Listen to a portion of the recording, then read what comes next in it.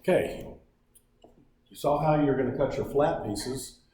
When you've got a round stock like this, you can't cut this on a regular bandsaw without special holders, because if you try to cut this on the vertical bandsaw, it's going to want to twist and turn and instead of cut. You can cut it on a bandsaw, vertical bandsaw, if you put it in a V block like this, and then clamp it down, and then you can cut where you need to cut.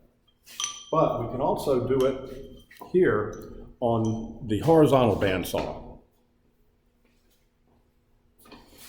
Have your drawing, you'll make your measurements the same way you did before, making the difference. The difference with working on a lathe is you want to add about 1/2 inch to the overall length. Not just a little bit, not just 20 thousandths, but 1/2 inch. So I've marked it where it's going to be, the distance here plus 1/2 inch. You'll see why when you get to it. Then we're going to put this on our bandsaw. Oh, this is also small enough that it really doesn't take much energy, just cut it with a hacksaw. You'll hear more about hacksaws a little bit later when we get into sawing. But to use the horizontal bandsaw, you'll lift the saw up here. First, let me show you the controls here.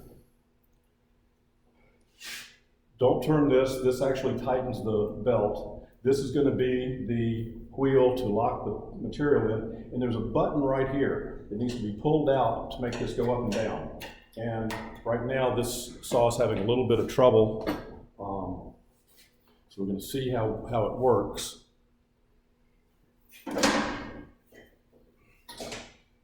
But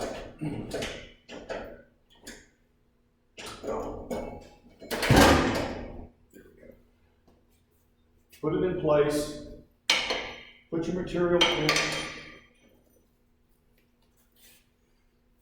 keep in mind where the blade's going to be.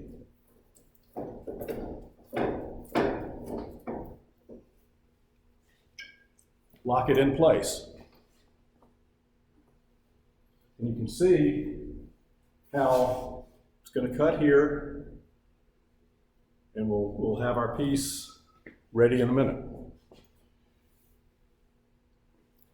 Now, you have to, I mentioned that little button that has to be pulled out.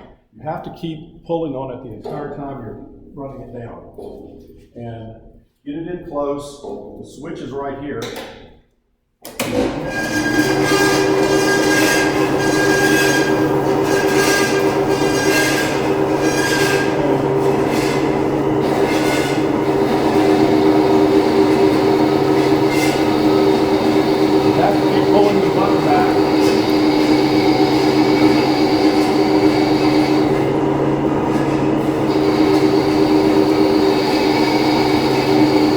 Let the weight of the machine do the job.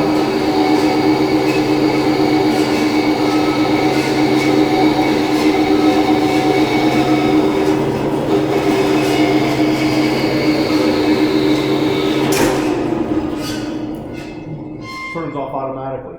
What you saw is coolant that recirculates so that the part has cut, but it stayed cool, and it's now ready to go.